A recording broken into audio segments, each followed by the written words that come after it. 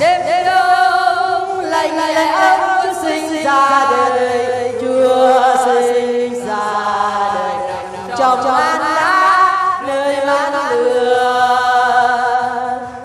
Trong ban đêm ánh sáng còn ăn từng bừng, kẻ trên không trung tiếng hát thần tan dần, đàn hát lên tiếng hát ca vang xa đây Chúa thiên tòa giáng sinh vì ta.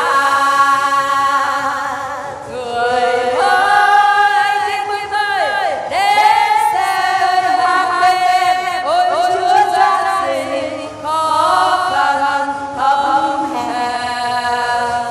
Nửa đêm mừng Chúa giáng sinh ra chốn nhân trời, người đem ơn phúc xuống cho muôn dân lầm than.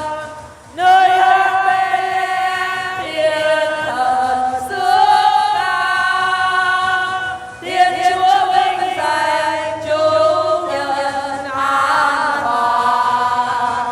Ngày này Thiên Chúa giáng sinh ra chốn giang trời, người đem ơn phúc xuống cho muôn dân lầm than.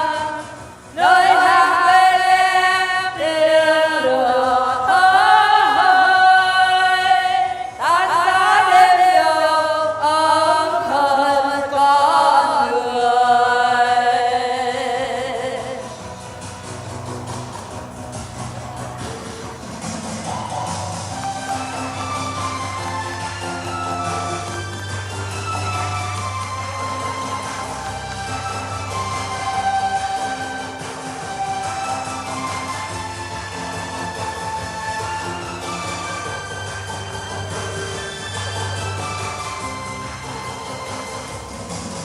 Mừng ngày Chúa sinh ra đời, nào mình cùng nắm tay